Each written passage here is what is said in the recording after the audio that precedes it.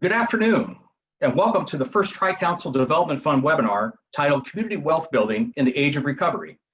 My name is Todd Dotson. I'm the Executive Director of the Tri-Council Development Fund. Before we get to today's program, I'd like to take just a moment to share some bit of information about the Tri-Council Development Fund. The Tri-Council Development Fund is a collaboration of labor management organizations within the Illinois finishing trades. TCDF utilizes our collective labor and management leadership, advocacy, training, and other resources to help build community wealth and promote prosperity for all. As a community-focused initiative, we partner with municipal governments, community-based organizations, and other stakeholders on projects that strengthen communities, promote economic justice, and catalyze inclusive growth. Our primary areas of focus currently include infrastructure resilience, workforce development, economic opportunity, and housing balance. You can learn more about the Tri-Council Development Fund by visiting our website at tcdfillinois.org. Next, I'd like to give a special thank you to today's sponsors, the Neighbor Project, the Ely chapter of Lambda Alpha International, and the Center for Neighborhood Technology. Thank you all very much for your support in helping us promote today's program. And I'd like to introduce today's moderator, Mr. Zach Lowe. Zach Lowe serves the Tri-Council for advancing organizational strategy, developing new programming initiatives, and building strategic partnerships with community stakeholders. Zach is a real estate construction industry veteran, experienced in market analysis, public and private sector development planning, affordable housing, asset-based economic development strategy, and labor management initiatives. He spent more than 20 years helping to build value for public and private sector entities and strengthen communities. Zach, it's all yours. Thank you. All right. Thank you, Todd. Welcome, everyone, and thank you so much for attending. I wish I could see your faces, obviously, but I'm so grateful that we can gather here in this sort of odd and wonderful forum. But we have an amazing panel with us today, and I want to dive right in as quickly as possible. But first, I just want to say a few words to sort of frame the program. So today's program is meant to be more conversation than presentation.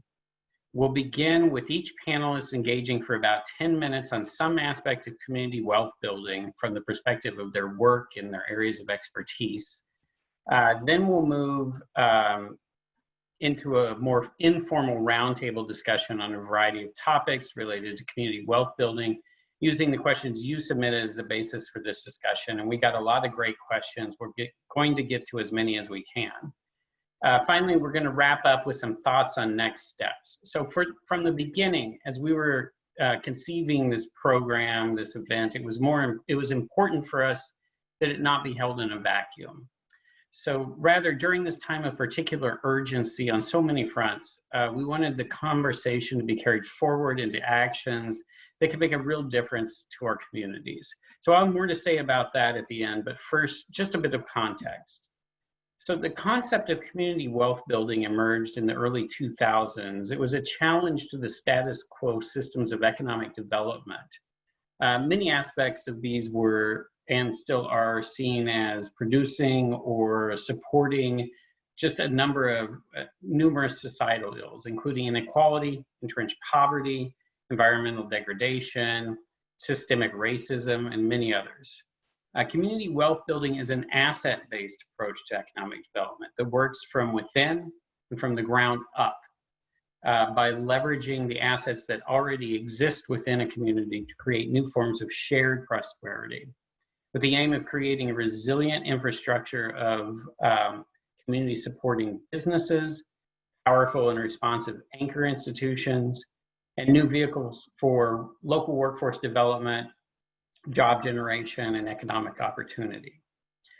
When I first began reading and thinking about the idea of community wealth building as a means of recovery and about developing this forum, which was back in April, it was nearly inconceivable to me to think that we would be entering the fall still in the grip of the COVID pandemic, but clearly we're still under siege. And while the promise of a vaccine remains on the horizon, the national toll of the pandemic is almost incomprehensible. By the latest count, 6 million reported cases, nearly 17 million out of work, and most tragically, almost 200,000 lives lost. But the exigencies of the current moment have spawned two dialogues that have begun to emerge with considerable energy. The first concerns a renewed sense of the centrality of community in our lives. That is, the role and responsibility of our communities supporting us and vice versa. The second is about the value of work and workers, and that's expressed mainly as a reconsideration of what is considered essential work and therefore highly valued, and who are considered essential workers, obviously, and highly valued. These dialogues together can help guide us as we construct a framework for recovery, not only from the current public health and economic crises, but from structural and systemic failures of the past. Because clearly the status quo has not worked for many communities, especially historically underserved communities, in a long time. For instance, by the latest American Community Survey estimates, there are 9.4 million people in the US who are working yet live in poverty. And for context, that's 6% of the total national workforce. 28% of homeowners and fully half of renters cannot afford their homes by HUD standards. Moreover, our system is infected with structural racism. As a result, communities of color have suffered disproportionately during the pandemic, as we all know. Unemployment at the end of July, for example, stood at 9.2% for white workers, but 12.9% for Hispanic or Latino workers and 14.6% for Black workers. And this is to say nothing of the horrifically disproportionate health impacts on Black, Brown, and Indigenous communities. But if we want to take advantage of the moment this crisis offers to build a better post-pandemic world, the discussion and planning work must begin now. So today we want to address the what is wrong, but primarily we want to focus on moving forward along a better path, one that will lead us to more just, secure, sustainable, and inspiring communities. So now it gives me great pleasure to introduce our panel of Community Wealth Building All-Stars. To begin with, Jackie Grimshaw is Vice President of Governmental Affairs for the Center for Neighborhood Technology. She has worked to develop CNT's capacity to engage in numerous areas, including public policy, advocacy, transportation planning, and environmental justice. Jackie created and led CNT's transportation and air quality programs and led the Transit Future campaign in the fight for mass transit reform in the Chicago region. Since 2005, she has led CNT's policy efforts at all levels of government. Joanne Trotter is a Senior Director of Community Impact for the Chicago Community Trust, where she leads the Trust's strategic focus on closing the region's racial wealth gap. This includes systemic and programmatic efforts to build income and assets in communities of color and for people of color, and addressing debt and fee practices that target and strip wealth. Kathleen Mulligan is the co-director of the National Labor Leadership Initiative and on the staff of the ILR Worker Institute. She has worked in the labor movement for 20 years, since founding and co-chairing a groundbreaking campaign in Milwaukee to change how the city subsidized urban redevelopment. That coalition innovated new strategies to create more union construction jobs and build more powerful relationships between community and labor partners.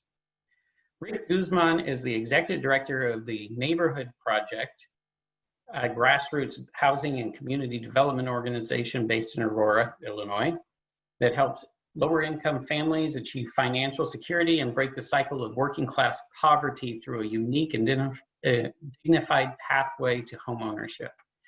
Formerly, Rick served as the City of Aurora's Community Development Division Manager and as the Mayor's Deputy Chief of Staff. Finally, Terry Haymaker is Senior Vice President of Real Estate Solutions for IFF. She is responsible for leadership and management of activities relating to IFF's real estate consulting and project management practice, which supports the strategic growth of nonprofits by addressing their real estate challenges. Prior to joining IFF, Terry served as Chief Planning Officer for the City of Chicago's Public Building Commission. So we are going to start today and I'm toggling between notes and the screen. So let me just make sure I'm looking okay. Perfect. All right. I'm wanting to go to our first panelist remarks, and that is for Jackie. Jackie, I know that a lot of your work and a lot of your work, the work CNT does in general, revolves around the concept of sustainability. So I'm hoping you can provide some context on community wealth building through the broad lens of sustainability. Specifically, how can communities foster sustainable economic development through community wealth building approaches? And how does this help strengthen the community as a whole? Did I get myself off? You are live, Jackie. You are I live am and in live. person, and we can hear you. Thank you. Good afternoon, and thank you, Zach, for that introduction and for the opportunity to share CNT's vision with you today. CNT envisions urban environments that are resilient, sustainable, and livable for all people from all walks of life. We do this by working at the intersection of environmental sustainability, meaning the ability to meet our current needs without hindering the ability of future generations to meet theirs. The social equity and technology with particular attention to creating efficient and affordable solutions for low-income communities and communities of color in order to assure their resilience. And so I'm going to use today some of CNT's programs, projects, and policies to answer the question that you posed, Zach. For almost 4 decades, CNT has tackled a wide range of issues, always with an eye towards simultaneously improving the environment, strengthening the economy, and advancing equity. For example, we have been at the forefront of reimagining how cities think about transportation and land use. Our goal is to advance urban sustainability and shared prosperity through initiatives in transportation, water, climate, and public policy. One of our programs brought all of these initiatives together. We utilized our approaches to transportation, water, climate, and public policy to build a sustainable prosperity program. The objective was to help cities create and put residents on track towards a lower poverty, high wage future. In creating the program, we asked a series of questions. What if American cities could implement one set of strategies that would increase wealth, sustainability, and decrease inequities? How can we focus on the needs of historically disadvantaged communities? How can we bring equity to communities that have disproportionately suffered from systemic racism and been excluded from meaningful economic development and good-paying jobs? As you know, traditional economic development programs have often pitted community against community and region against region as corporate employers seek to locate in areas that offer them the greatest tax benefits, often resulting in job reshuffling rather than job creation. So we applied at the time our 35 years of insight into how communities work to create our sustainable prosperity program. We found that state-of-the-art sustainability practice can transform traditional economic development strategies using place-based assets and resources more efficiently, can catalyze increased employment at better wages and create jobs for those who need them the most. As an anti-poverty wealth building strategy, jobs must be part of a suite of programs and policies that support workers, their families, and their communities. Elements of a wealth building program may be common from place to place, but solutions must be grounded in the political, social, and economic reality of the solution in which they are if they're going to be successful. So the sustainability prosperity framework that CNT created enables the development of strategies, that work for local people, businesses, and institutions. The program focuses on creating tools, doing analyses, and using data sets that can be used to launch and support an integration of sustainability, economic development, and anti-poverty efforts tailored to any community. It applies localized qualitative and quantitative analyses to issues of poverty, sustainability, economic development, and wealth building as components of that Sustainable Prosperity Program. Another example of our work is the pioneering Housing and Transportation Affordability Index. We found that household transportation costs are largely a function of the built environment. Living in dense, walkable communities with access to transit allows people to own fewer costly automobiles. Along with production of units of affordable housing and entrepreneurship, residents can reduce their costs of living. The H+T index is also a sustainability measure, as it has shown that per capita greenhouse gas emissions are lower in dense urban areas than in sprawling suburbs. Our on-the-ground transportation and community development work promotes quality public transportation that provides residents with transportation choices. Lowering dependence on cars reduces household transportation costs and frees up space to create places where people want to live, work, and play. Our work in transit-oriented development helps people drive less, spend less, and enjoy a higher quality of life by encouraging development without displacement in livable communities around transit stations. This vision of regional vitality fosters high quality, low carbon lifestyles and inclusive economic success. We help communities accelerate TOD in order to tackle some of the biggest issues of our day: community affordability, changing transportation needs, equal access to livable communities, and climate change. We help distressed communities use TOD to spur neighborhood investment so major benefits accrue. Our research shows that equitable TOD can dramatically increase access to jobs via transit, reduce the cost of transportation, and provide alternative mobility options for low-income households. Another way to create equitable, sustainable, and resilient communities is by addressing energy, water, transportation, and waste as systems rather than on a building-by-building, site-by-site basis.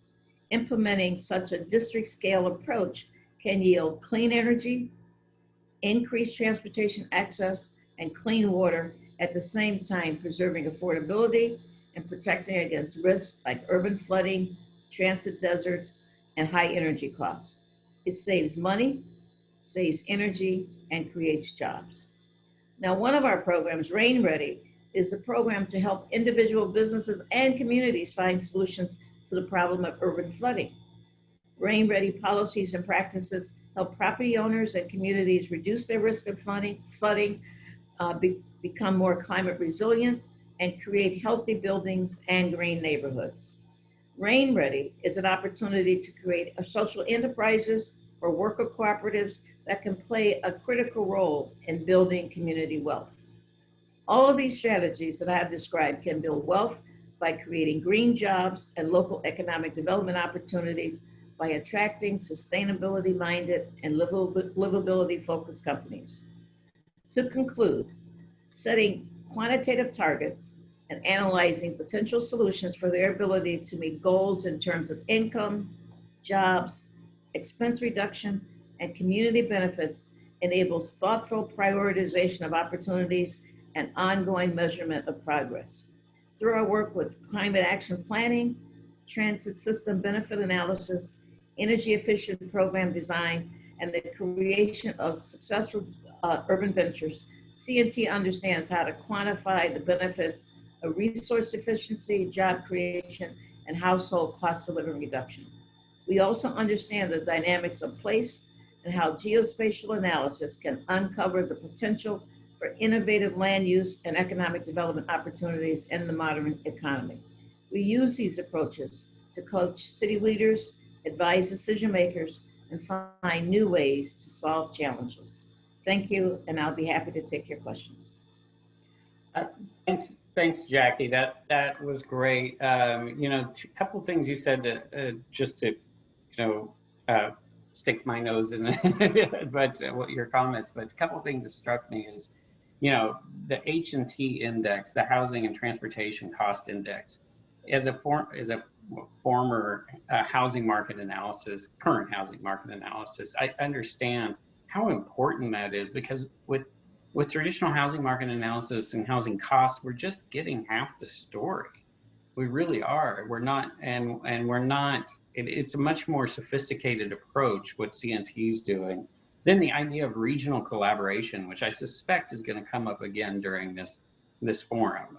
Is so important in so many ways. You look at what CMAP is advocating and on to 2050 in terms of regional economic approaches, how we need to reduce intra-regional competition and gamesmanship, basically. Yeah, I think that those are just incredibly powerful ideas that we really need to build on. So thank you for that. Thank you. So I am going to pass the baton, if you will, or take and pass the baton to Terry.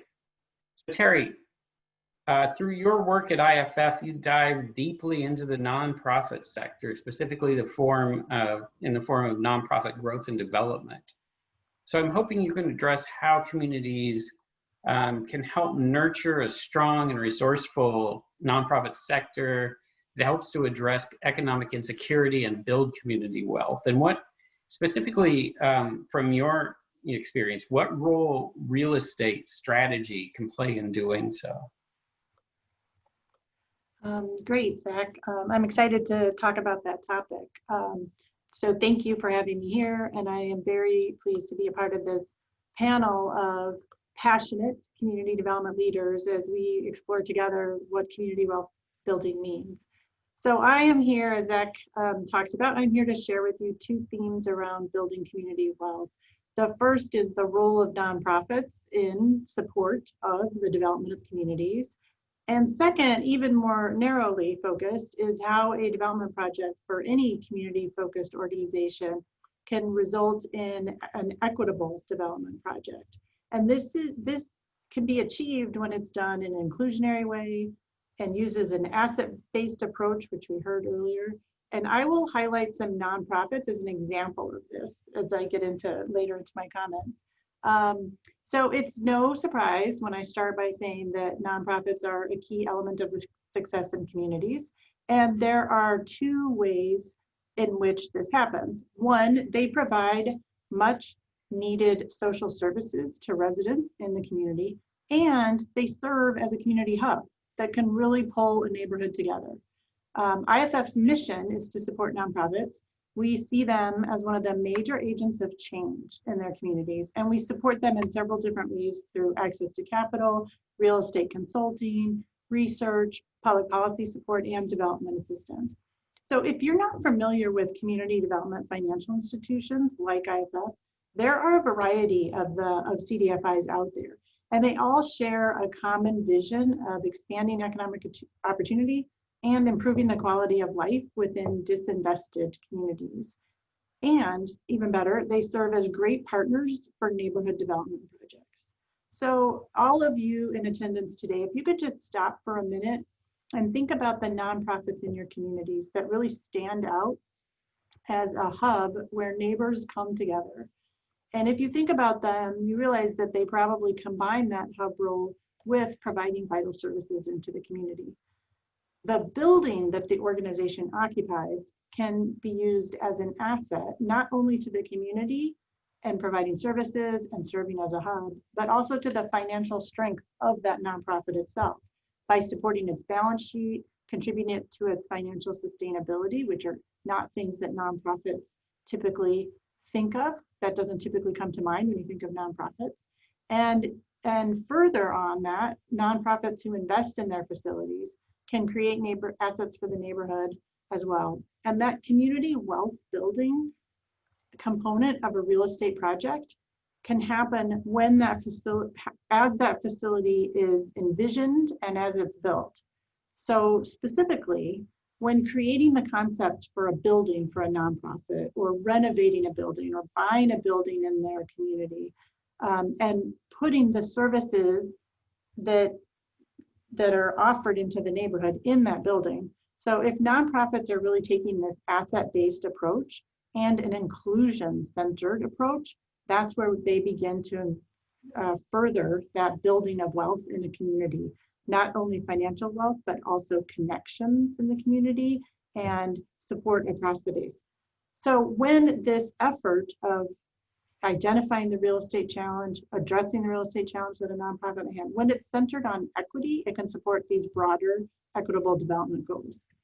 So you may be sitting there saying, yes, I hear all that. Yes, I agree with all that, but how does it happen? So I will highlight some equitable community development principles that can really guide this work. And these are tangible examples that IFF and its partners use in our work to supporting nonprofits as they move from a place of maybe less stability into more stability in their facility space. So first, community residents and stakeholders are directly engaged in that early visioning process with the new facility, with the new building that the nonprofit is working on. And then the development project is then guided by that inclusive community vision, which can not only serve the nonprofit, serve the neighborhood, serve the residents that are using the services in the nonprofit, but it can also then pick up broader issues that are dealing with what we call social determinants of health. So things beyond just housing and economic development, but how healthcare plays into the wealth building of a community. Third, really taking a deeper and broader approach to equitable procurement. So this is, how am I building the building? How am I designing the building? How am I building the building? And this should include partnerships in communities and mentorship opportunities with emerging firms, and incorporating youth into this effort. If the youth of the community are a part of the development of any project, that will help sustain it long term as well. And then finally, it's not about a real estate project that's done, complete, the nonprofits in the space, they're offering services to the community, but it's also about a long-term commitment of resources and time with local community partners, and that will ensure greater sustainability for the nonprofit as well. So I just want to, even though I really could talk about nonprofits all day long, nonprofits don't build community wealth alone. It's clear that partnerships and investments, as we heard directly from Jackie right before me, like those are the key. And I just want to highlight one example of this is the Chicago Department of Planning's recent initiative, the Invest Southwest, which is about allocating priority resources at $750 million, which is no small amount, into the west and the south sides of the city. And this is not like a property by property approach. It's not developing and implementing a comprehensive strategy. It is about partnering with community groups and invested partners and bringing to those communities the resources that the community is identifying, and doing it in a targeted way through serving key neighborhoods, connecting with CDCs as they drive the process in their local communities, identifying corridor managers that are based in the community. So again, it's like that building community wealth, building connections. And human and social services nonprofits can plug into this effort, because again, I'm always going back to nonprofits in this conversation, through those CDCs, and can really help facilitate community input and create feedback forums in the community. So that again is bringing them back to that full circle back to their role as serving as a community hub. So thank you for listening and allowing me to talk about my passion.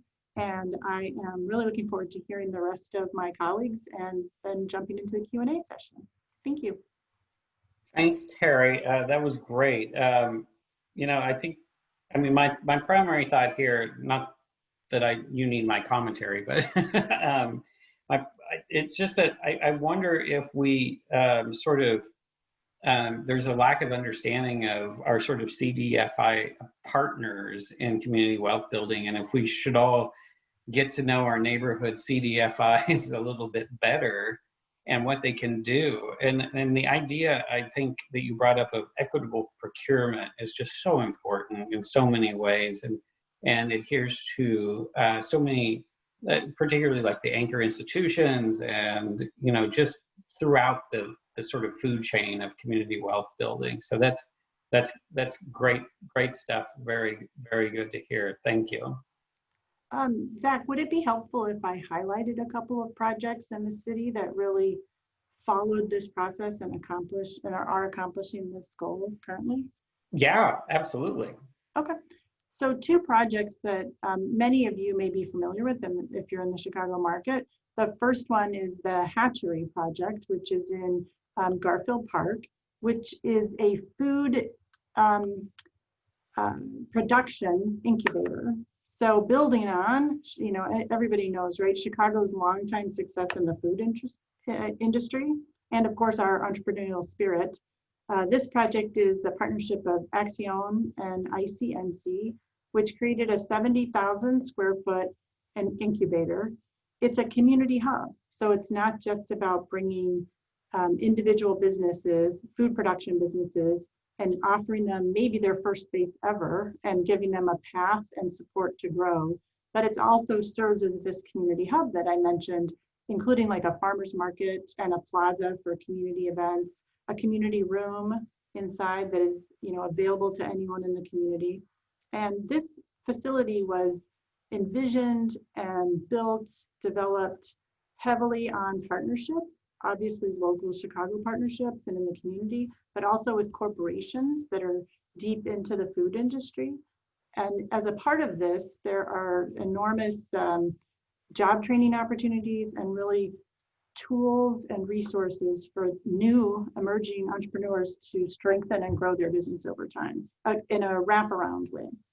So that's one example. The other example, which is larger geographically, is Home and Square, which is also on the west side. And this is a place-based initiative. So it's, again, not one building, but a whole community. That there is this comprehensive community-led approach to the community development process. Just to highlight for you what's in the Home and Square space, there's a 70,000 square foot community center. There's a new 14-story hub for nonprofits, including arts education, youth leadership, job training. There's 400 units of affordable housing. There are affordable healthcare providers on site. There is a daycare facility within the YMCA, and there's also a public charter elementary and a public charter high school. And I mean, these were not created overnight. This is a long-going initiative that has been continuing for close to 50 years. And their work is still ongoing, which some of the future developments that they're seeking to really support. Again, this comprehensive community wealth building initiative is connecting to the Green Line. Home and Square is very close to the Green Line.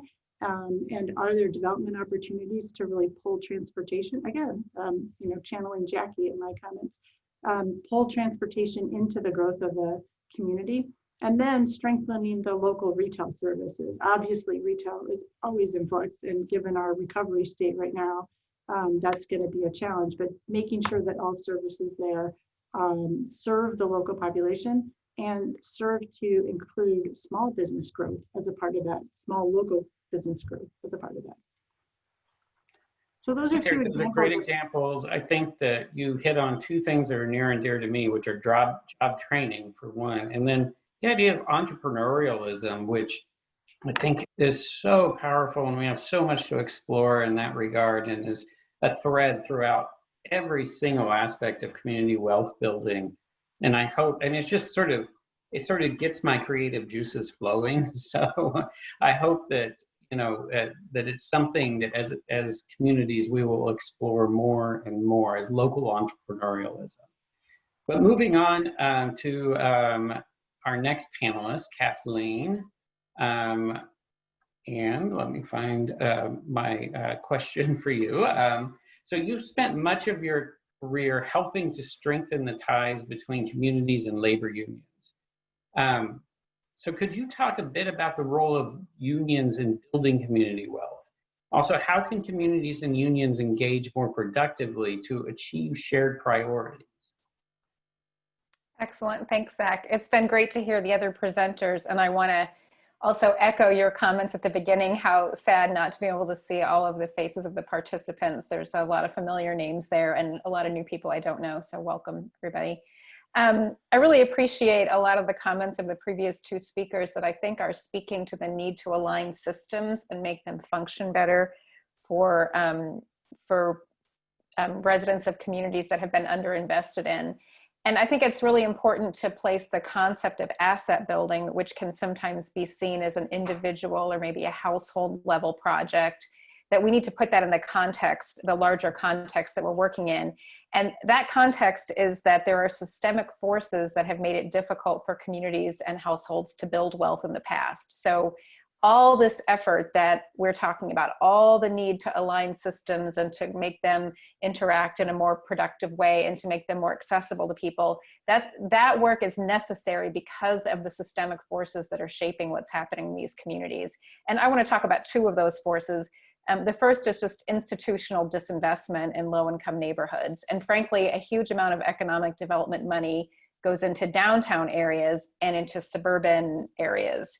And there has generally been an idea that if we invest in those areas, you know, I mean, if I hear one more person say a rising tide lifts all boats, I'll just die, because we know that inequality is rampant and that the tide is rising for some people, and for some people it's actually going out. So one of our charges is to figure out how to take the economic wealth and dynamism that's being created in certain pockets of our community and make sure that that wealth is being channeled, and we're creating concrete mechanisms for that wealth to also benefit communities that aren't downtown or aren't in the suburbs.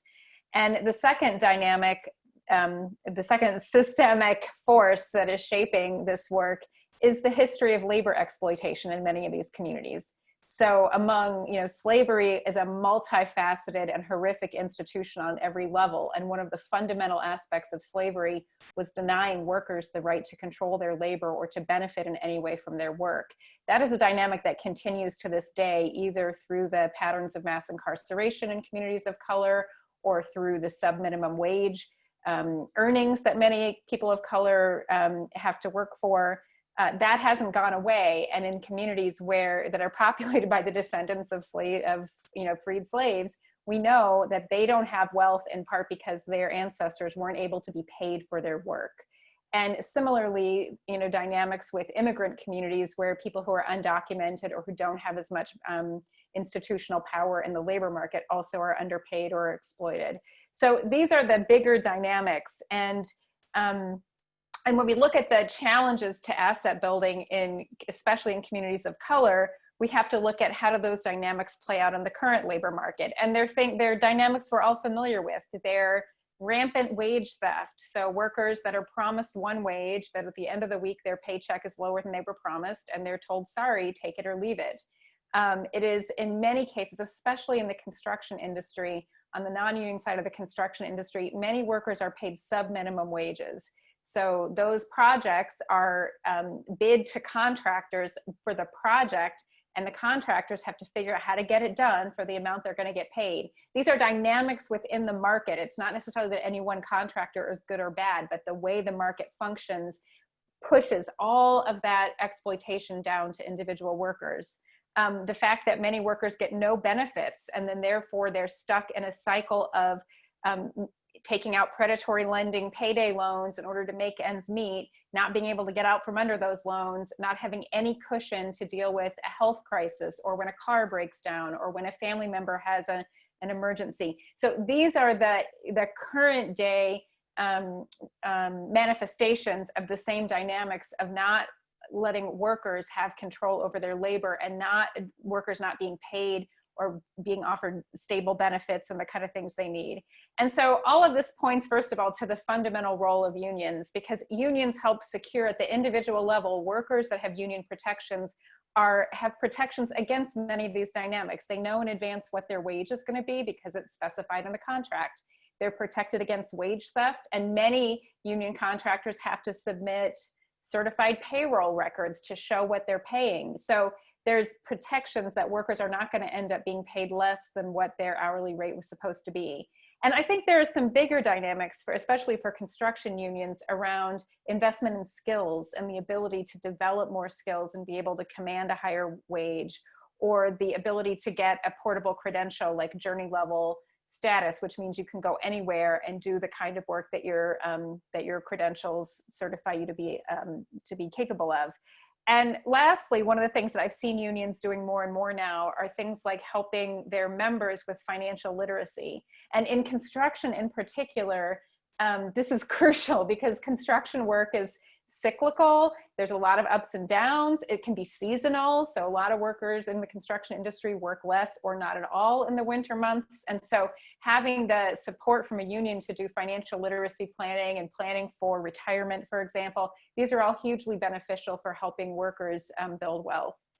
I do also want to talk for just a minute about the possibility of communities and unions and community organizations working together with a shared vision to combat these things. So of course, I believe that unions protect workers no matter what, but the extent to which unions and community organizations can align and actually challenge these bigger patterns of disinvestment in certain neighborhoods and communities, that to me feels ripe with possibility.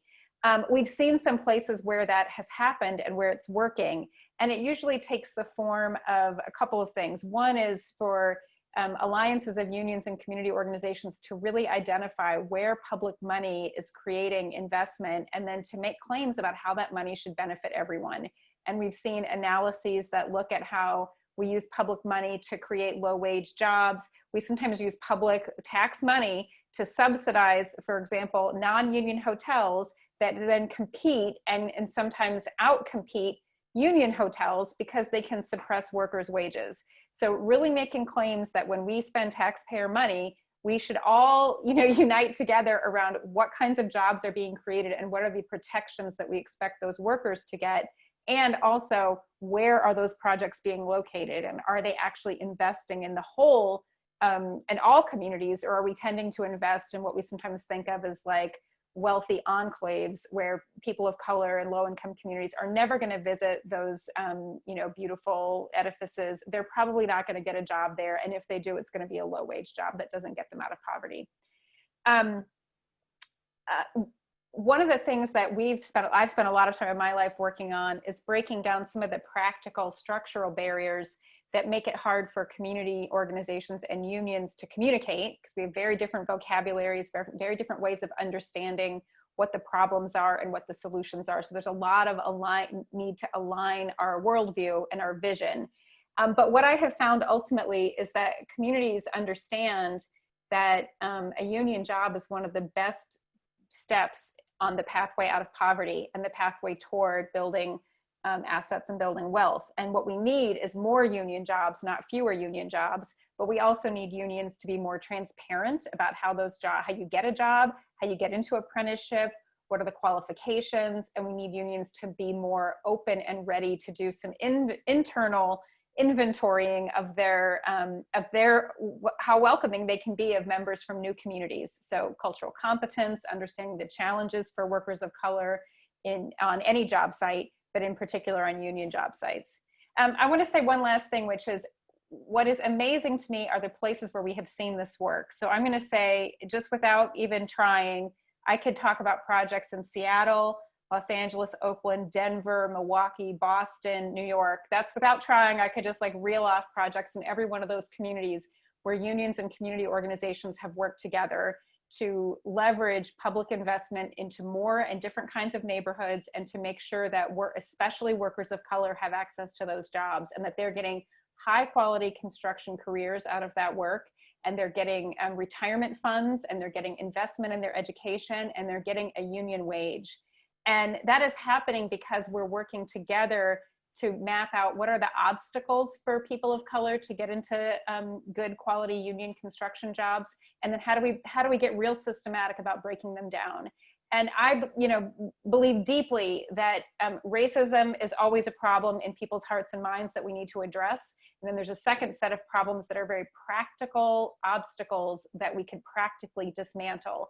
And those include things like making it more clear what is on the test to get into apprenticeship, helping communities study and develop the skills if they don't have them yet, and then helping them once they succeed in passing an apprenticeship test, have transportation, have tools, work boots, all the things that you need to be an effective construction worker. When we have seen unions invest in this, it has come in the form of developing union-sponsored pre-apprenticeship programs.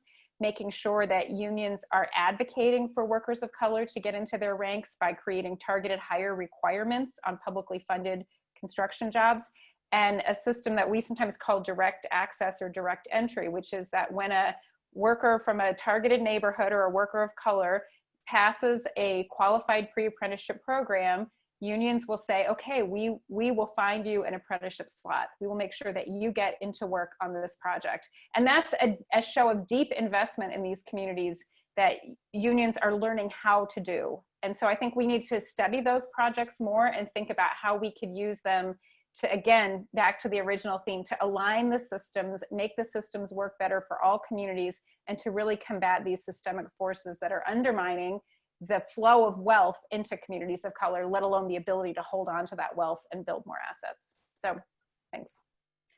Thanks so much, Kathleen. That was great. Very insightful. Quite frankly, I don't think that the labor voice, the union voice, has been present enough in the community development and the economic development arena for many years. And I think that what you're talking about is so powerful and so instructive. Particularly, I mean, one thing I picked up on is the idea of construction careers, and that is just so important. Particularly how leveraging construction and development dollars into careers that actually increase community wealth. There's obviously, as you're talking about, like the entire cycle, and how do we close the gap. I think that's very important. So thank you. Moving on to Rick. So Rick, what I wanted to ask you is one of the unique aspects of your programming at the Neighbor Project is the idea that those who are served by the programs that you offer can also be a part of the overall solution to the challenges the programs aim to address. So can you talk a bit about how people can be a part of the solution in the process of collective wealth building? And what are some examples of successful community wealth building partnerships? Yeah, so thank you. Good afternoon. It's great to be with you all. I wanted to, focus a little bit of my time, almost a little bit on the flip side. I think it works well for me to be presenting right after Kathleen. And I want to make sure that nothing I say, sounds in any way separate from her remarks, because I think that what is true, or different from her remarks, because what is true is that all of our residents we're called the Neighbor Project, and we exist to sort of empower and invest in our neighbors. All of them live within these systems that are really difficult, I think, at times for people to take advantage of opportunities that, sometimes we look and see, well, these opportunities exist to build wealth. And in fact, I think for a long time, one of the things we realized is that we had this quote unquote solution as two organizations that recently merged to help really promote homeownership. That was, a way to build wealth in communities. We had tools that were in place, but sometimes the solution didn't actually meet people where they were at. And so we've had a recent partnership with the city of Aurora that I want to talk about at the end here, that really gets to, how we can actually get some of the tools that can create wealth into the hands of those that we were targeting, because ultimately community wealth building is collective work, by definition. But sometimes we as practitioners, whether it's government or funders or employers or nonprofit organizations like us, we focus on what we can do, what we can control, and we want to solve the problem, and so there is this tendency at times to look past the very people who we need in order to create community wealth, because ultimately we need to equip families by the hundreds and eventually the thousands to build wealth.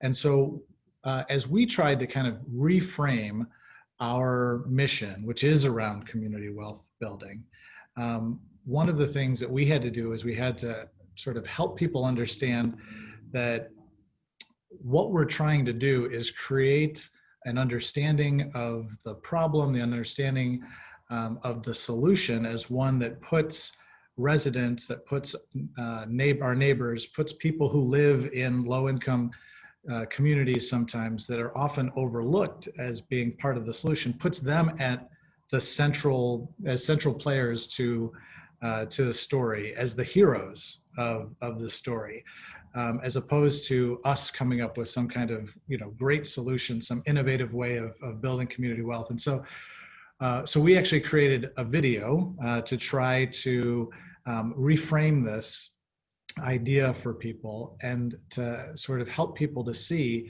how community wealth building only happens. Not only can people participate in a community wealth building strategy, but it only happens when the people who we're trying to serve are active and central players in that story. So I'm gonna turn off my video and we're gonna try to show this video, and then I'll come back.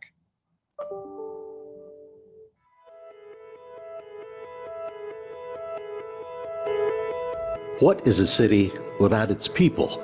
Without people, there's no business, there's no economy, no schools, no neighborhoods, no churches.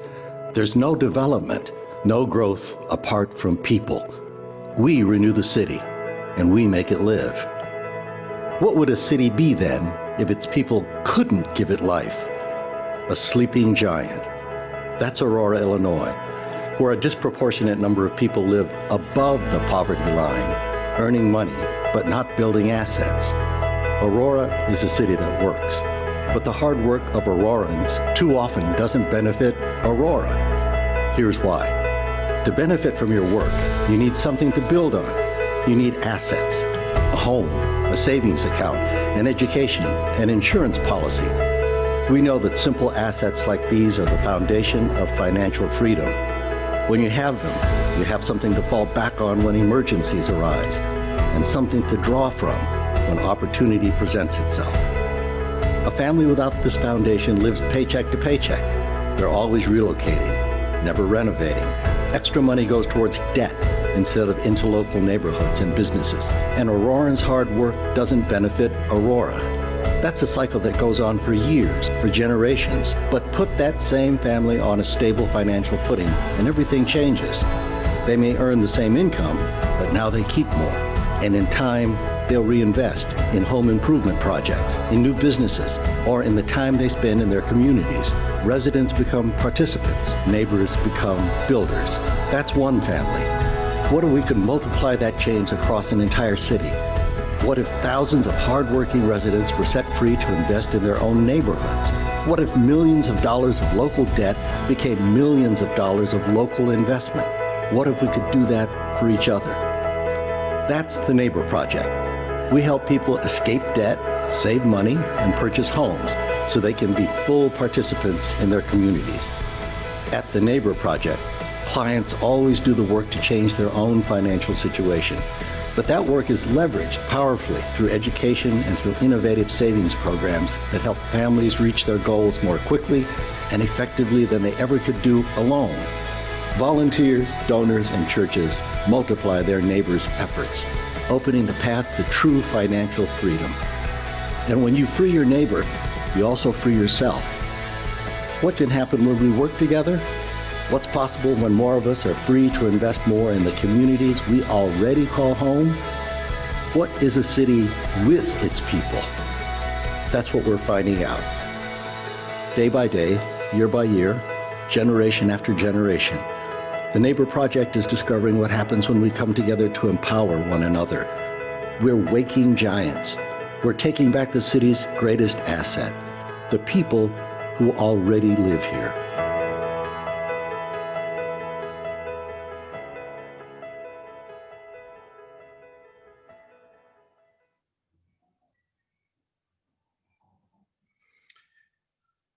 So obviously, we have been working here to try to be able to, and our entire mission statement is around putting putting the residents in our community as the central players to a community wealth building strategy.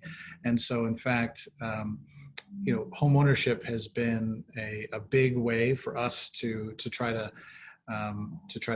help people build wealth. If you look at, and there's some great statistics at Brandeis University's Institute on Assets and Social Policy that show, their studies show that home ownership is the largest predictor of wealth and the #1 driver of the racial wealth gap in the United States, the number of years of home ownership specifically. And so, this strategy that we had kind of built our entire organization around was one that, the idea was, okay, well, how do we just keep building the number of people who were helping to get into home ownership in a given year? It would be, several years ago it was 30, and it's growing, to now where we're pushing maybe helping 100 people a year get into home ownership, and doing a lot of foreclosure prevention. But one of the things that we found was that, there were probably the solutions that we offered, the services that were being provided, the tools that we had to help move people into home ownership really were designed probably for something like, and this is an estimate, maybe somewhere between 2 to 4% of the population in our community was in a situation where they were ready to take advantage of the tools that we had to help them be able to move into home ownership, or where they needed some sort of foreclosure prevention tools that we also offered. And we came up with a strategy that was actually recognized for its innovation in terms of being able to help people who just basically take their largest expense, which is rent every year, and to be able to rent from properties that we fundraised. We actually, so going back to previous speaker, Terry, we worked with CDFI and our local HUD approved housing counseling agency that we eventually merged with, so that we are the local HUD approved housing counseling agency. But we kind of bundled these existing resources together to be able to create a way for people to use existing resources, existing services, and essentially created a model where people could actually live in one of our apartments that we have, and that we've grown the number of apartments that we have, many of them financed by through CDFI partners, and pay their rent, go through financial literacy and housing counseling, and prepare and essentially go on a 2-year journey to home ownership. Well, even though we have been able to sort of scale up that program to a certain extent, it still put us in this situation where, we were limited by the number of apartments we had. We were limited by the number of people who were ready to use the tools that we had. And so rather than, kind of being able to engage the people in our community at the scale and the levels that were needed, that we've talked about, all of these resources, all of these people that can be part of the solution, that need to be part of the solution, we only had tools that could be used by a very narrow band of the actual population.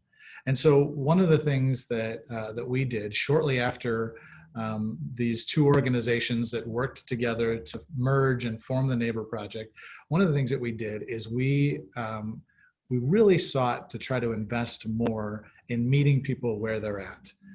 And one of the ways we did that was through a partnership with the city of Aurora to start what is actually the first ever financial empowerment center in the state of Illinois. And there may be similar kinds of models that are out there, but I'm speaking specifically of one that is started and seeded with match funding from the Cities for Financial Empowerment.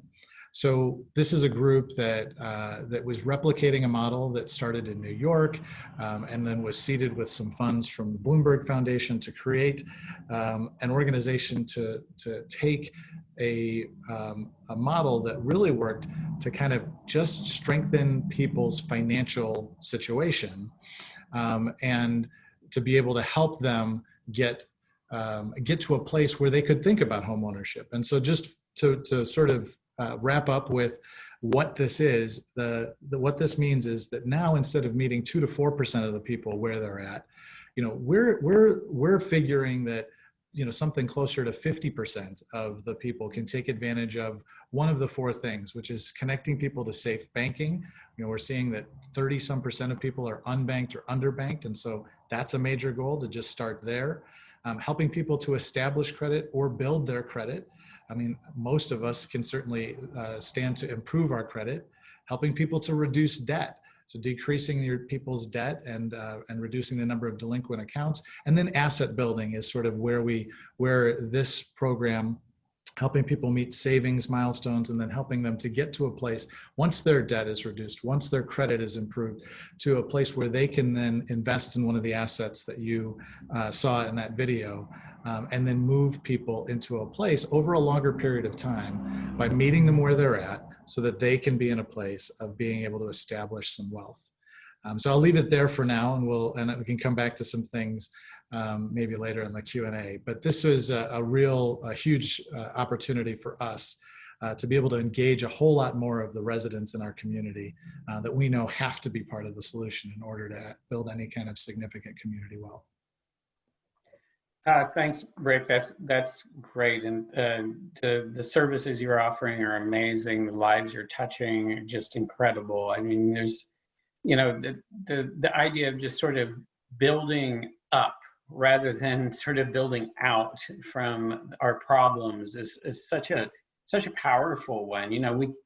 We're not going to be able to build our way out of our affordable housing crisis, but we can build our way up through the affordable housing crisis by empowering people and putting them on a path to financial stability and financial empowerment, and giving them economic opportunities. So that's so important and so powerful. Thank you very much. So moving on, though, I wanted to last but certainly not least, Joanne. So Joanne, at the Chicago Community Trust, you've been waiting for very patiently, by the way. You have an integrated approach to community wealth building that includes strategies at both the household and neighborhood level. So can you talk a little bit about the building blocks of this approach and what are its advantages?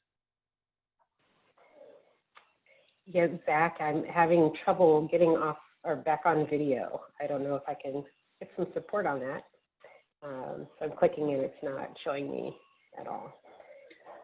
Well, we're not seeing you, but we can definitely hear you. So if you want to go ahead, and hopefully we can get you on video. Oh, there. Okay. And I think I have a presentation that's very brief that we can pull up too.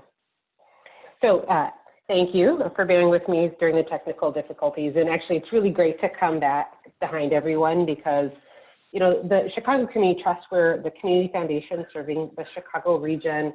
And, our North Star is that we are really putting the power of the organization, not just our grant making, but in the role of policy advocacy, sort of civic leader, convener, et cetera, towards the goal of closing the racial and ethnic wealth gap.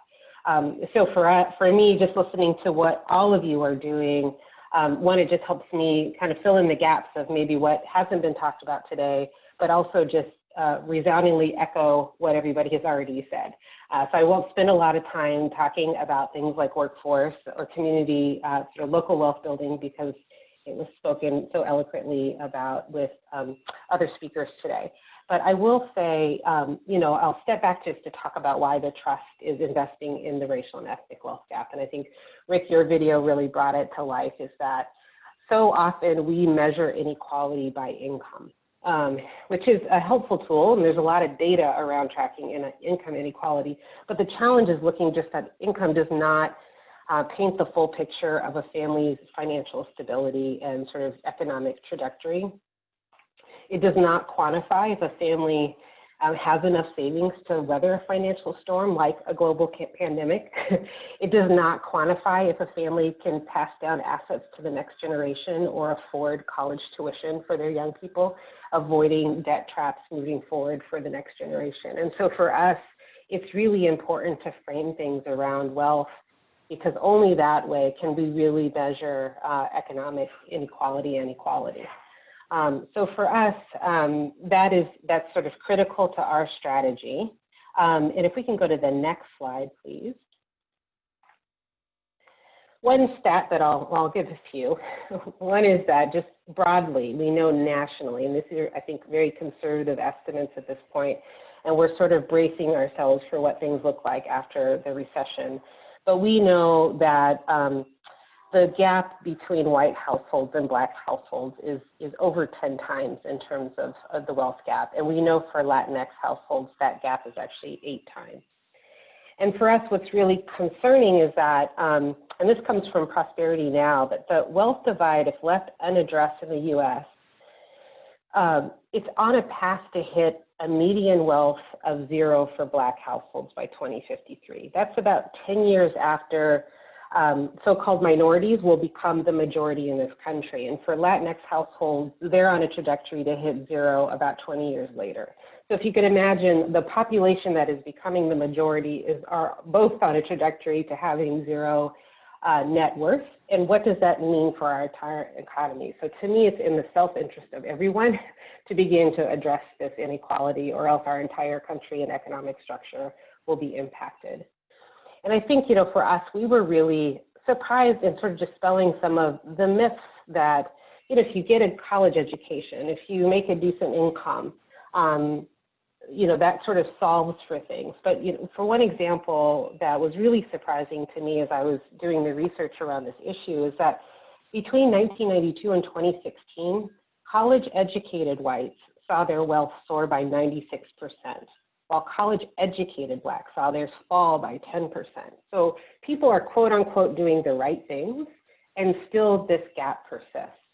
So for us, it's very much a systemic issue. And you really have to approach it both at the community and place level, but also at the systems level, to think about what are the systems in place that continue to perpetuate this inequality. So for us, and this is the trust strategy, and I think, you know, talking about centering community, one thing that we did is we did a lot of research around, you know, what the literature is telling us are the main drivers to wealth inequality. And we've spoken a lot about those today. And we probably had about 30 things we could focus on as we committed to this sort of 10-year-long strategy to address the issue in our region. But then we talked to community, and I think that was really critical, hearing both the lived experience and expertise of young people who are, you know, experiencing challenges in finding jobs, that are leaning towards entrepreneurship because they see the job market not being for them. You know, there's just so much there to unpack, but we began to whittle down the levers we were going to focus on based on what we were hearing in the field. And I think that's just really critical, is that there's one, you know, you look out into other cities that are talking about addressing the wealth gap, and then they talk about one solution. And we knew there's absolutely no one solution to this. It has to be a multifaceted approach, but as an organization, we also knew we couldn't do everything. And so we tried to come up with a set of strategies in the middle. So for us, and I lead the Trust Growing Household Wealth Strategy, which is really focused on the policy, programmatic, and kind of research levers we want to pull that are really focused on the household level. And then I look at my colleagues who really work more on the how we do this, right? There's one set of strategies that's looking at building collective power. So really supporting community voice, collective action towards policy change and systems change. And then catalyzing neighborhood investment and recognizing that you can't build wealth if the neighborhood around you is crumbling, right? And so how do we really focus on community-led and community-driven investment, which Terry mentioned so eloquently. And then as a community foundation, you know, we really manage the giving of thousands of donors that care about the Chicago region. We will always have our evergreen strategies of addressing critical needs, as well as ensuring that we're connecting our donors to philanthropic opportunities and impact in the region. So that's something we always do. But the 3 core things above are new for the Trust and very focused, and a way for us to really leverage our ability to drive impact and not spread ourselves so thin that we're sort of working shallowly across a lot of issues, but much more deeply around a few core. So if you go to the next slide. as we've thought about growing household wealth, we've sort of organized our work into 3 buckets. And each of these buckets have a policy component, a research component, and a programmatic component. So as we've thought about incomes, we have thought both around the role education plays and the barriers young people face going through college and still being saddled with debt. So how do we start to remove those barriers to ensuring people get to and through successfully without being sort of preyed upon in the private lending space? We're also looking at workforce strategies, as was talked about a lot on this call already, as well as sort of basic income work around reforming earned income tax credit to expand it, to recognize other forms of work, and to allow ITIN filers, for example, who may be undocumented to benefit from the work that they're already doing. And so there's real reforms there that I think can make a difference, as well as just investing in basic cash transfers so that families stay stable, right? The second bucket is looking at assets, which we've talked about a lot. It's home ownership, it's entrepreneurship, it's child savings accounts. We're starting to look at how do we really seed and take the interest of donors to support education and just start younger. Allow young people to accumulate assets and savings over time as they matriculate up through elementary all the way up through high school, so that they have a seed account for college access. And then finally, which we don't think is talked about a lot, is really starting to draw attention to the more predatory and wealth stripping practices that exist, right? When we've talked to our board and our stakeholders, people are shocked that payday lenders are allowed to charge 405% interest. That's the average in Illinois. So there's no rate cap regulation on how much they're being charged. And so if you have a banking industry that is largely divested from communities of color, and then what's coming in are these predatory lenders that are charging this level, the wealth stripping is pretty astronomical, and there's a whole range of practices around that to look at. So that's, our strategy overall. I will say that, just to highlight maybe some of the things that weren't talked about today, we've been doing a lot of work around entrepreneurship. And really thinking about a more networked ecosystem in the Chicago area that's really focused on supporting entrepreneurs of color and recognizing the unique barriers and challenges they face because of the lack of accumulated assets, the lack of seed support from families and family and friends to help launch a venture. And so for us, it's access to capital, it's more coordinated approaches that sort of marry partners so that business service organizations, we have in the Chicago area alone over 135 business service organizations, many of which are sort of doing the same thing. And so if you think about the specialized needs of specific entrepreneurs, whether it's by industry, growth stage, they really need more variation in that market and more coordination within the marketplace so that the door they walk in is getting them to the highest and best expertise to help them stabilize, grow, and sustain their businesses. So we've been investing in those kind of partnerships. We've been supporting new capital products for entrepreneurs. And then I think just really promoting the success of those entrepreneurs. And for us, the lessons learned from some of the challenges in this pandemic and the way that capital was distributed didn't recognize the need for business service support. So sort of money's out there, entrepreneurs apply, and we saw how that carried out, right? Larger businesses were supported, smaller businesses weren't.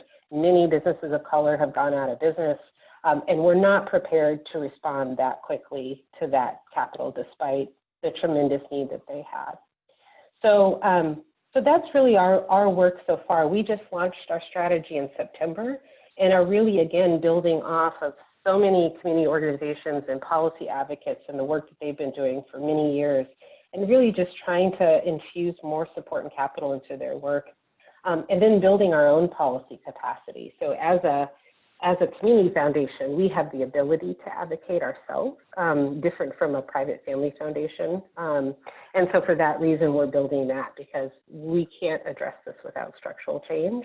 And so being alongside advocates as they're advocating to put rate caps on predatory lenders, for example, or supporting really community benefiting improvements to the Community Reinvestment Act and sort of thwarting and advocating against any attempts to dismantle it are all examples of ways that we want to lend our voice to that work.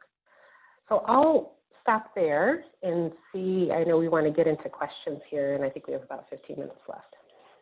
Thank you, Joanna. That was great. Of course, you're talking about entrepreneurialism, which I think I've already made clear is very near and dear to my heart, and just the amazing work that you're doing there is just fascinating to hear about. So anyway, we have about 15 minutes left, so let's get into some questions. Thank you all who submitted questions, by the way. We got some great questions. If everybody, all the panelists could bring up their video, and we'll do sort of Hollywood Square style, I guess. And we do have some questions lined up here. And the first question I want to address to both Jackie and Terry. So maybe Jackie, you can tackle this first, and just sort of a brief. We're trying to get through what we can, so just sort of a brief, your brief thoughts on this, and then Terry as well. But the question is, how can we ensure we involve the most impacted communities in this process? So Jackie, take it away. I think any community wealth building strategy, just as Joanna just says, has to start with the community. And so, for us, if CNT were doing it, I'd say we would start with a quantitative analysis of the community, knowing where the impacted communities are. Now, some of that information is known by people because they live in the communities. That down the street, over a block, those folks are in need of additional wealth building opportunities. On the other hand, if you're coming in from the outside or from above, like at the regional level, you may not know that. So you'll have to rely on other kinds of tools. So that's my quick answer. Is that quick enough? That's great. Okay. Thank you. Terry, you want to add to that? Sure. I would just, again, it's adding to what Jackie said, like community wealth building and focused on the most impacted communities. It's not going to happen in like a reactionary mode. It takes city leadership, foundations, like we heard from Joanna, public-private partnerships, any other coalitions, and they need to be like intentional, strategic, and comprehensive. And I agree with the concept of starting with what's already known about the community and the people in the community. Like it won't work without that. I just go back to that Invest Southwest initiative. And one of the ways that they're approaching that is they're not going about the process of creating another plan. And, I love creating plans, but it's not about creating another plan or coming up with another plan, but implementing the community-led plans that have already been created and identifying specific projects that have already been prioritized in the communities and then figuring out how to provide investment to those. Thank you. Great. That's great. So let's move quickly so we can get through some of these onto our next question. This is a question actually for Kathleen. Building off your opening remarks, can you dig a bit more deeply into the mechanics of how construction unions and community organizations have worked together to create pathways into union trades for people of color? Yeah, I do want to comment on the previous question, of course, and just say I really love the phrase, not about us, without us. And too many times communities have been asked to embrace and receive plans, but their own voices haven't been invited into creating the plan. So I just really echo the wisdom of the previous speakers in that. To me, the concrete partnership between unions and community organizations, it starts from really understanding how does hiring happen in the construction industry? What is the timing of a hiring process and who are all the actors that are involved? And we've seen very often community coalitions successfully get like ordinances passed that say, hire from the community, which is, I think, a beautiful expression of values, but it doesn't speak to how hiring happens. So when it really works is when you map out all the different stages in the process of getting hired and who has a role in that, and then specify what each group needs to do. So like if a project is coming down the pike 6 months from now, which unions are aware that they're going to need to start building relationships with community organizations to hire community residents into those jobs? That has to be done in advance. You can't build the relationship the day of the hiring. It has to be a longer term partnership. And then there's a lot of work to do just around orientation. You know, like it's very different to be a cement mason than to be a painter. It's very different to be a bricklayer than to be an electrical worker. And a lot of times in communities, when I go into communities, I hear people say, we don't know how to get into the union. And it's like, well, there's 15 to 20 construction unions, and you have to really understand what kind of work you think you're good at and you want to do. And the worst thing to have happen is to work on getting people hired into these jobs when they show up the first day and are like, well, I never planned to carry 50-pound bags of shingles or of concrete. So how are we helping community members get a window into their own skills and talents, and then choose which trade they think they're going to succeed at? And that's a whole process that has to happen long before, you know, shovels or backhoes are going into the ground.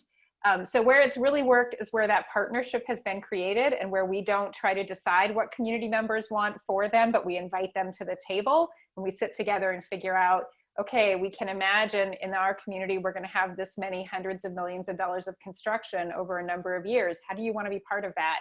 And what's the partnership between community organizations and unions that creates a ladder, or we say pipeline, although I've been corrected and told pipeline's the wrong vocabulary now.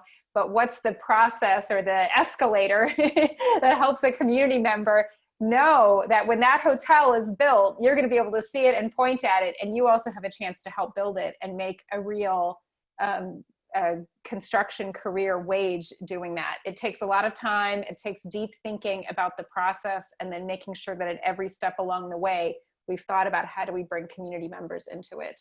I want to say one last thing, which is, as you know, I'm a huge voice and advocate for unions, as you can probably tell, but anyone on this call that knows me knows that I also think as unions, we have to do better. And I want to be really clear about that. We have to deal with racism within our membership. We have to deal with the lack of a welcoming environment for all different workers that come onto a job site. That's our responsibility. If we want to be partners with communities, we have to take that on too. And so a little agitation around how aggressively we take those values and start implementing them across the whole labor movement, which I love and believe in. Thank you, Kathleen. Can I offer one other quick example? Sure. Yeah, I am humbled because I know Jackie serves on their board, so you could probably tell the story even better than me, Jackie. But Jobs to Move America, which has created this model around public procurement, where they were able here in Chicago to get ahead of the CTA, sort of largest rail car bidding process, and work with the bidders, at the same time organizing community and labor, so that in a parallel way, they were giving bidders the opportunity to be more competitive by entering into a community benefits agreement, preparing labor and community for when that bid happens. And then the bidder who worked with them was awarded the contract. It brought the actual facility, railcar facility, to the south side of Chicago. And they've had this sort of on-ramp for over 2 years to prepare the workers for those positions. And so those workers are now in the factory working. So, you know, talking about a long runway and a lot of foresight, but it's pretty amazing to think about, you know, structurally how you can sort of get really early into that kind of public procurement process to set the table in the right way, so that when the bid is awarded, things are moving in that direction. Thanks for that insight. Yeah, that's great. Moving on to the next question. So I'm going to take a risk here, Rick, and direct this to you. I know you have specifically noted that you wanted to respond to this, but what are some strategies for moving community wealth building efforts forward with the public sector facing such deep financial trouble? Yeah, well, I mean, nothing can scale like government, right? So there is, I think, it feels a lot like sometimes there is a need for them to be at the table if we want to be building a collective community wealth. And so I'll just point back to let me just point back to the initiative that I just because that's the one I can answer the quickest. The initiative that I spoke about, which is that the city of Aurora was actually required to be the grant applicant in order to be able to start a financial empowerment center here. So we were advocating for it. We supported their efforts, but it was essentially the model was one that said, in order for us to be able to sustain and have local investment, then there needs to actually be city government, municipal buy-in for this. And so, the front page of our local newspaper here today is actually that last night at City Council, they actually approved, even in our first year, an expansion of this program because we're seeing in this time right now that there are more people having to kind of rebuild and put their finances back together. And that's an essential first step. And so I think that, to us, it feels like this work is, is always just going to be this question of how do we actually address the scale of the problem unless government is a part of it. And so that's my quick answer to that. But hopefully I answered that okay, because we're seeing the city of Aurora really help us be able to scale our solutions in a significant way. That's great. Thanks for that insight.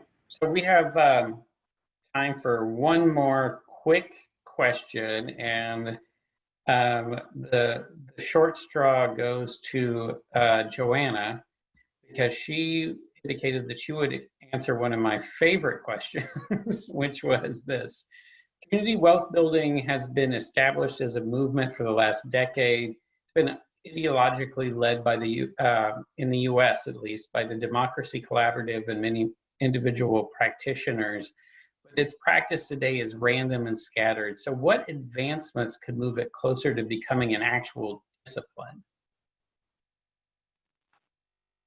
Yeah, it's a great question, and I don't have the perfect answer for it, but I have done a lot of thinking and would absolutely agree that, as I mentioned earlier, I was very frustrated when I was reading all this amazing literature around what could be done, and then you would hear cities and regions touting that they were going to solve the racial wealth gap through one way. We're going to, do this through workforce. We're going to do it through housing. And to me, it's such a complex, if you just back map historically, it's such a complex issue that I think one is that setting coalitions and platforms that are really having a conversation that is interdisciplinary and multifaceted. I'll just give one example of some of the work that we recently funded. So the Trust had already identified a few policy levers that we felt were really critical to start to move the needle. And, we had sort of imagined in our mind, we'd fund one organization working on advocacy around, say, payday lending, and another organization doing work around child savings accounts, and, another one to reform earned income tax credit. And I think what was really satisfying to us is as we talked to those organizations, they're all working together collaboratively through a number of coalitions. And so what we did instead is say, well, we want to support in the health of those coalitions, the infrastructure to make sure that those coalitions themselves are healthy, effective, and have the right partners at the table. And when we say right partners, it's the folks who are doing the research, it's the folks that know legislative advocacy, it's the legal minds, and it's the community organizing and the community voice and community expertise. And those components make for a healthy coalition. And so we really took an approach that we wanted to fund that and that infrastructure so that, there'd be one organization who is working across 5 organizations. They should be funded to be at those 5 tables, right, because of what they're lending to them. And all then with the end goal to really move the needle on some policy change. So that to me is critical. And I think also, again, I'll just reinforce, taking a policy approach, that program is important too. But if we're not changing structures and systems, then we're sort of, I don't know, there's probably a great analogy here, but I'll just leave it at that. Thank you, Joanna. That's great. I think that's a great way to sort of summarize so much of what we've been talking about. Unfortunately, we're at time here, and I did want to leave just a couple minutes to talk about next steps, because as I said at the beginning, I think this is so important. A couple things I wanted to let you know. We are going to be creating, the TCDF anyway, is going to be creating a white paper based on today's discussion. We're going to be posting that on our website, tcdfillinois.org. In addition, there are so many community wealth building topics which we didn't even get to touch on today. And there's so many different entities like land banks, community land trusts, mission and impact investing, worker cooperatives, it's just sort of endless, these entities that are working in pieces and bits on this whole movement, which we hope can become a discipline, to answer the last question or to address the last question. So I think these could all be rich fodder for future discussions, in the same vein or maybe in a different vein, hopefully in person at some point. So we'd love to know your thoughts. And some of the ways you can express those thoughts are you can respond to the 5-question survey at the end of this event. I really hope you do. You'll be directed right there as you log out. You can connect with me directly on LinkedIn, Zach Lowe. You can contact us through our website, again, tcdfillinois.org, or you can email me directly at zlow@tcdfillinois.com. So again, really want to hear from you, really want to know what your thoughts on next steps are, and we intend to carry this forward. I think it's, this has been great. And finally, I want to thank, obviously, our panelists. You're great. Thank you so much. I am so indebted to you for doing this and giving of your time and expertise. I want to thank everybody for attending, obviously. And I also want to send a special shout out to Brad Ball and Big Buzz Idea Group. And I know you didn't see them, but they're the reason this all went so damn perfectly. They are behind the scenes doing all the production. They helped us with everything, start to finish, not only with the production of the event, but the marketing and the setup, and we just couldn't have done it without them. That was perfect. So now I just want to send it to Todd to close us out. Thank you again, everybody. Well, thank you, Zach, and a special thank you to our panelists. Simply an all-star group of folks, and I think after the last hour and a half, everybody has a better understanding that there's some really magnificent people all rowing the same boat towards the same goal, which is increasing community wealth, increasing wealth in all of our communities. So moving forward, I would just ask that you please stay in contact with TCDF. Be on the lookout for our lunchtime learning series, which will be launching over the next couple of weeks. Some of those topics will be understanding construction procurement in the state of Illinois, helping employers reduce workers' compensation insurance. And we have a great conversation. Today was a great start in this conversation, and we certainly hope moving forward that TCDF will continue to be a part of these conversations to advance our community. So with that, thank you all again. Thank you to our participants. You're all simply amazing. And as Zach said, please give us your feedback. And if anybody certainly has any ideas on future programming, we would love to hear those and entertain those. So thank you all. And that does indeed include our program for today. Thanks again, everyone.